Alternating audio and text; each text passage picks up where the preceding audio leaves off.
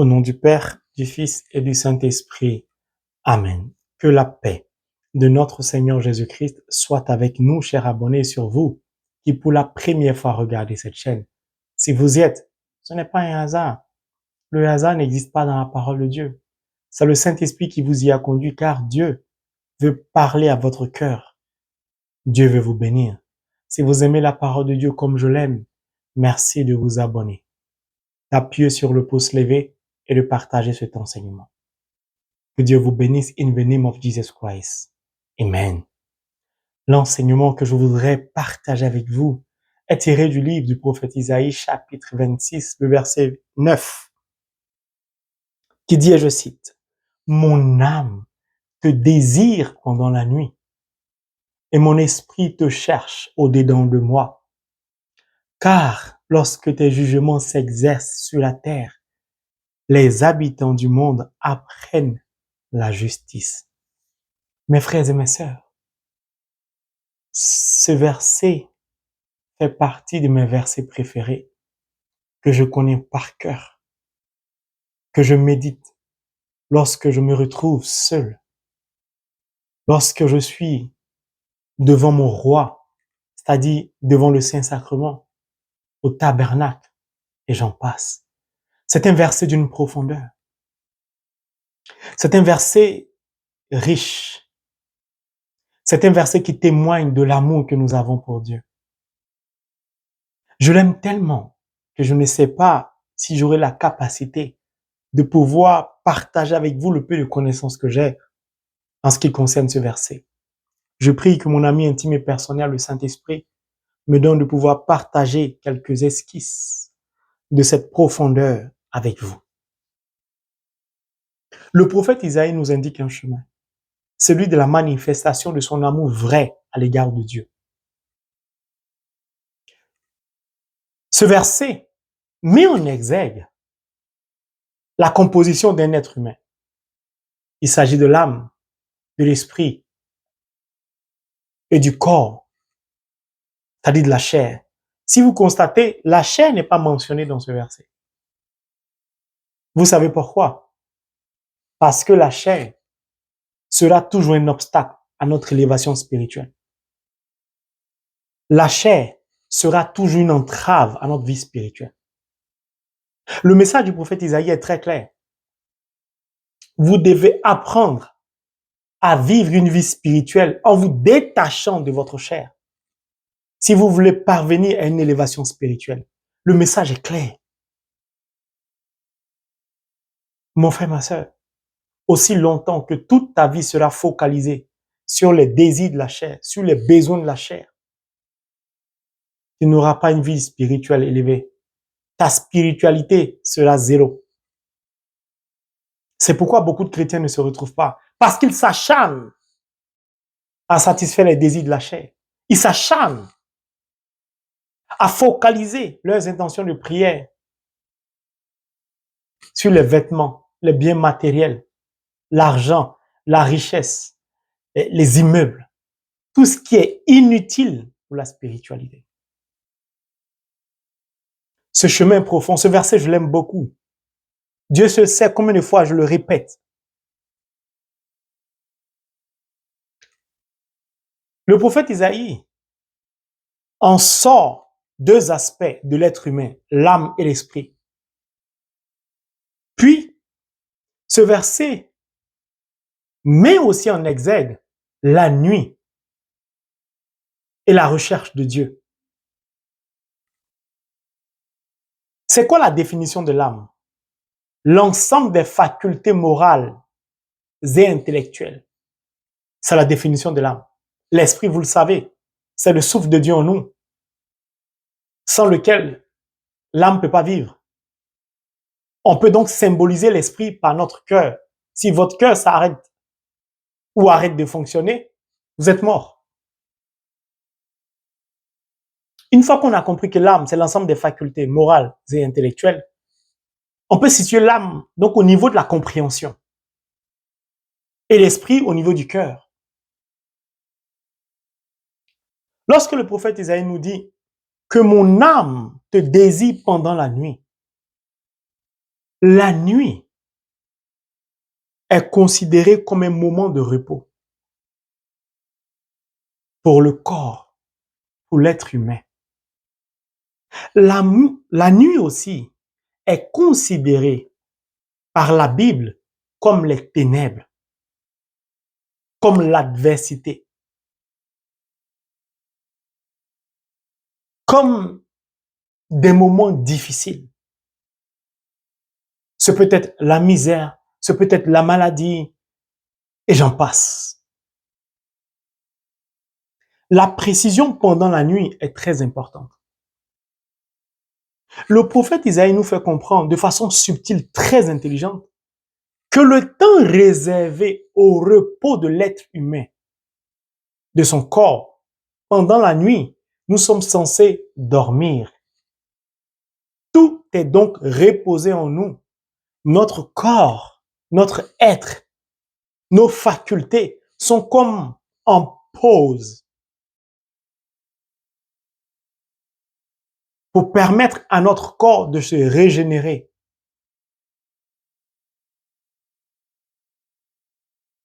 Le prophète Isaïe nous indique qu'à ce moment de la nuit, où nous sommes censés être endormis, car un homme endormi n'est pas totalement différent d'un homme mort. Lorsqu'on est endormi, tout est éteint en nous. La mort, il en est de même.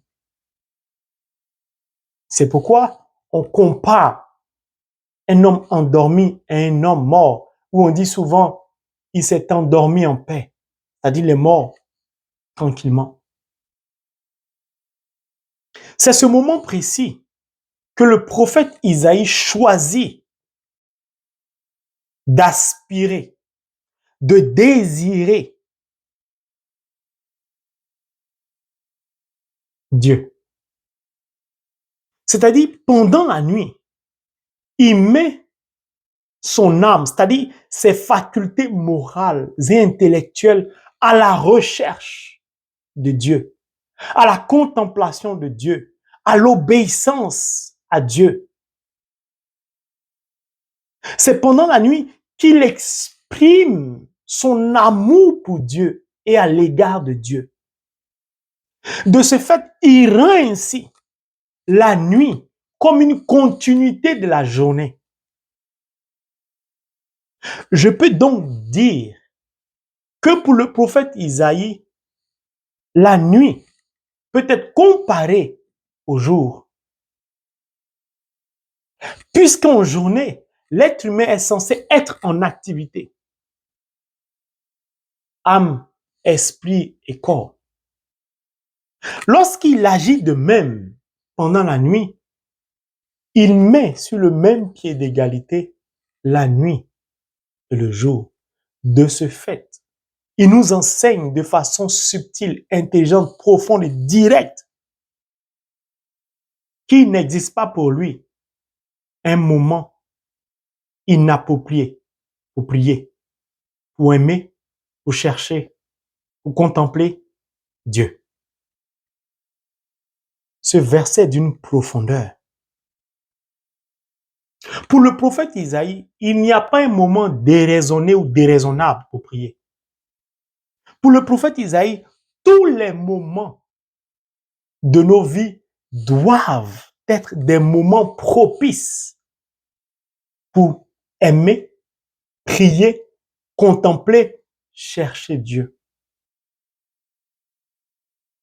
Le prophète Isaïe nous dit qu'il a la crainte donc de Dieu, à tel enseigne que dormir pour lui,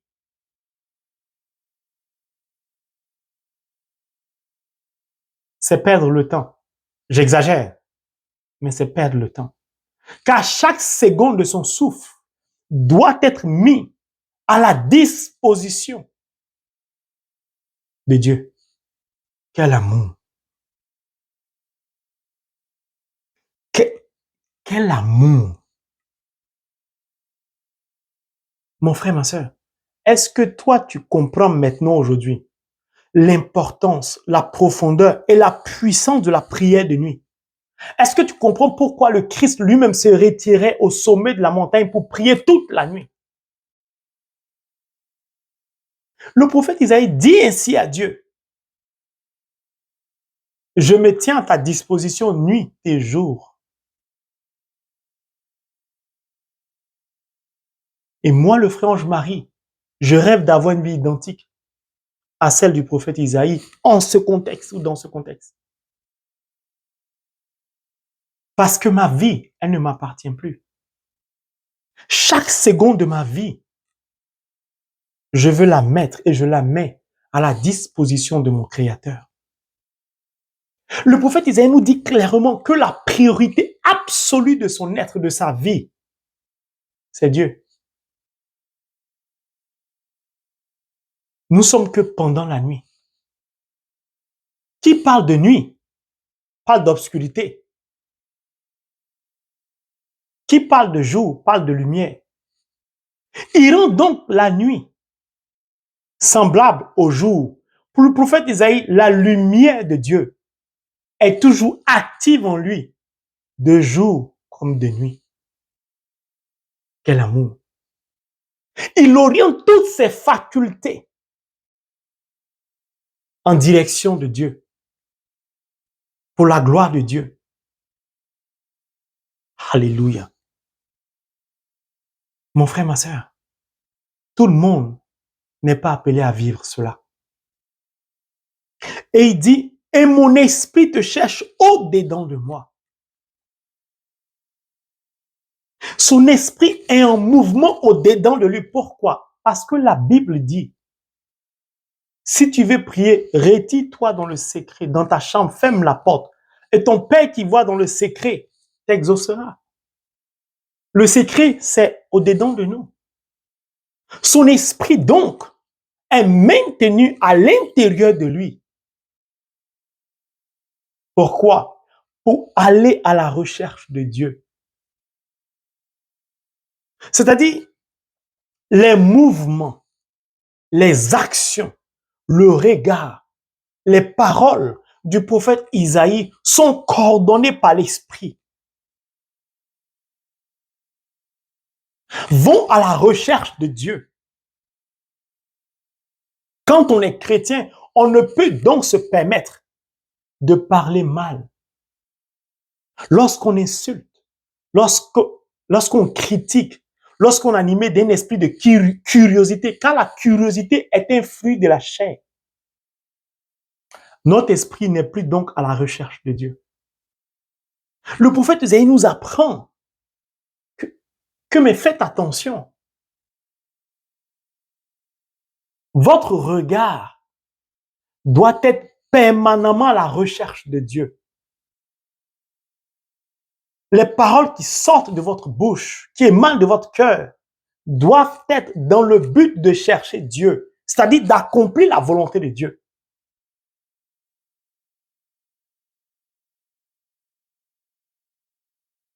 On ne méprise pas. On n'est pas source d'injustice. On ne jalouse pas. On ne maudit pas. Et j'en passe. Mon frère, ma soeur, le verset est tellement profond que je ne sais pas si le temps suffira, mais je vais essayer de faire court. Si donc nous accolons l'âme et l'esprit, le prophète Isaïe nous montre à quel point le caractère sensuel de la chair est une entrave à l'âme et à l'esprit. La sensualité d'un être humain l'empêche d'aller à la recherche de Dieu, l'empêche d'aimer Dieu.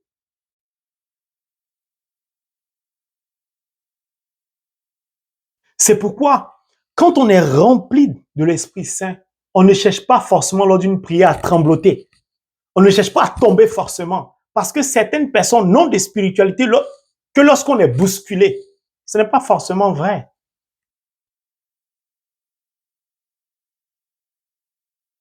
Mon frère, ma soeur, mon âme te désire pendant la nuit. C'est-à-dire, son sommeil est offert à Dieu. Son sommeil est à la disposition du Créateur. Son sommeil est en mouvement, à la recherche permanente de Dieu. Mais pourquoi? Dans le but de comprendre Dieu, c'est-à-dire de comprendre la parole de Dieu. Pourquoi? Pour que par l'Esprit, il puisse manifester la compréhension de la parole de Dieu. C'est pourquoi il dit, et mon esprit te cherche au-dedans de moi. La compréhension de la parole de Dieu permet à notre homme intérieur de se mettre en mouvement, de nous mettre en mouvement pour aller à la recherche de Dieu. Or, Dieu se laisse trouver par celui qui le cherche. Alléluia. Mon frère, ma sœur, est-ce que le Christ, est-ce que l'Emmanuel est la priorité de ta vie?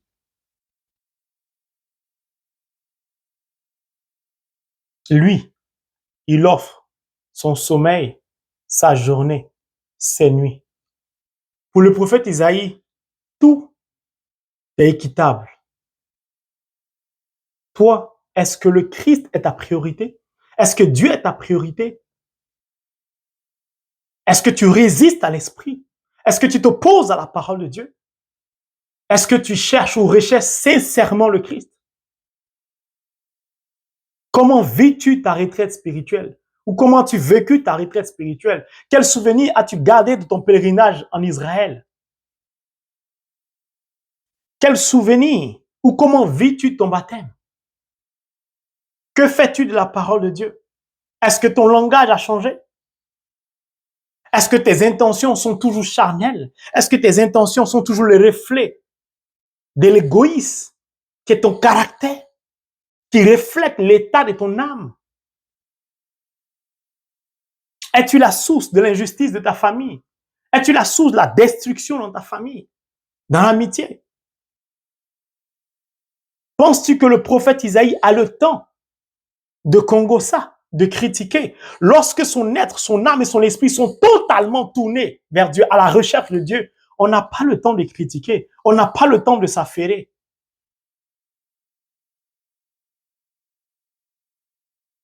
On n'a même pas le temps d'exposer sa vie privée. On est constamment à la recherche du Dieu créateur. Pourquoi? Parce qu'on l'aime. Malheureusement, beaucoup de chrétiens font le contraire. C'est pourquoi la suite de ce verset nous dit, car lorsque tes jugements s'exercent sur la terre, les habitants du monde apprennent la justice. Ça veut simplement dire, pour que la vidéo soit courte, je vais résumer. Le châtiment de Dieu est une école pour nous. La justice de Dieu est une école pour nous. Pourquoi? Dieu nous a créés libres, mais nous sommes tellement, vraiment, je n'ai pas de mots. Pourquoi et comment nous sommes arrivés à ce stade de ne pas être reconnaissants à l'égard de Dieu? Nous ne sommes pas reconnaissants à l'égard de Dieu. Mieux, lorsque nous prions que Dieu nous bénisse, nous pouvons jeûner 40 jours, 21 jours. Nous pouvons être assidus à la célébration eucharistique, passer des heures au Saint-Sacrement, faire toutes sortes de prières de nuit parce qu'on attend quelque chose de Dieu.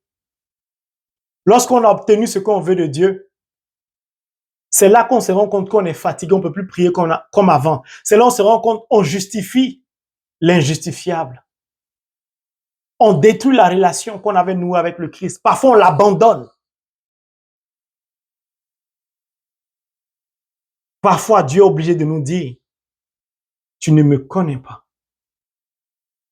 Pourquoi? Parce qu'on s'est servi de lui au travers du jeûne, de la prière, de la méditation, du rosaire, de la messe, du Saint-Sacrement. Pour obtenir ce qu'on voulait, on ne le cherchait pas. On ne cherchait pas à le connaître, à le comprendre. Il est le Dieu de la justice. Il a toujours une main levée au-dessus de nos vies. Car lorsque nous obtenons ce que nous désirons et que nous nous éloignons de Dieu, il retient notre comportement comme une faute. Il trouve cela injuste. C'est une marque d'infidélité. C'est irrévérencieux. C'est manquer de respect à Dieu. Il retient l'insolence. Car parfois la prospérité, car parfois l'exaucement du désir de notre cœur, l'exaucement de nos intentions nous aveugle à l'égard de Dieu, nous font oublier Dieu, nous font perdre le chemin de la foi. C'est pourquoi beaucoup de chrétiens ne sont pas exaucés. Pas que Dieu ne veut pas les exaucer. Dieu préfère les sauver en évitant de les exaucer. Car quand ils ne sont pas exaucés, certains chrétiens, cela leur permet de continuer à prier. La main levée de Dieu est la main qui juge, est la sentence, est le châtiment. Et le prophète Isaïe nous fait comprendre que le peuple d'Israël, ce peuple qui a été si infidèle à Dieu, mais aimé de Dieu, a été corrigé par le châtiment de Dieu.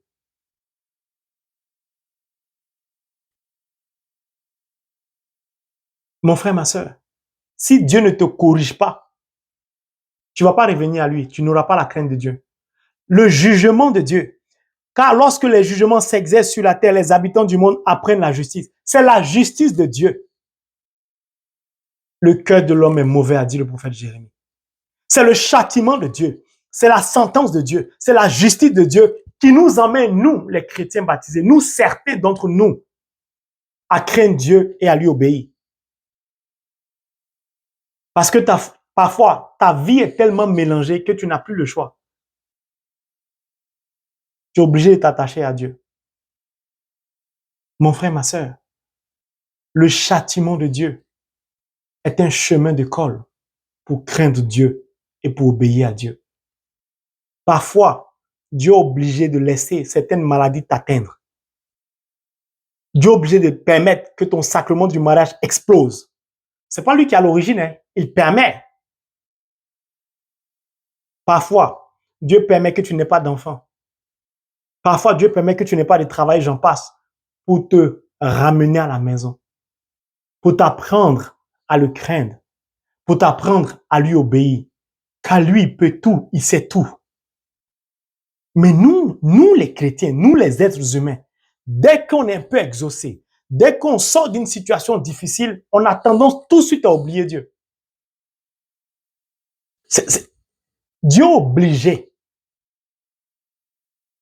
de lever la main pour nous corriger, pour qu'on puisse changer.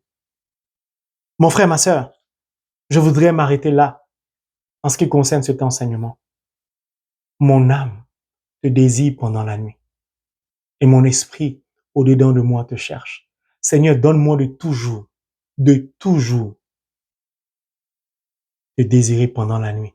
Donne-moi de toujours te chercher au-dedans de moi. Que ma vie, Père, n'ait de sens que par toi, avec toi et pour la gloire de Dieu. Que mon souffle de vie n'ait de sens que pour t'honorer, pour accomplir ta volonté. Car l'âme, c'est la compréhension.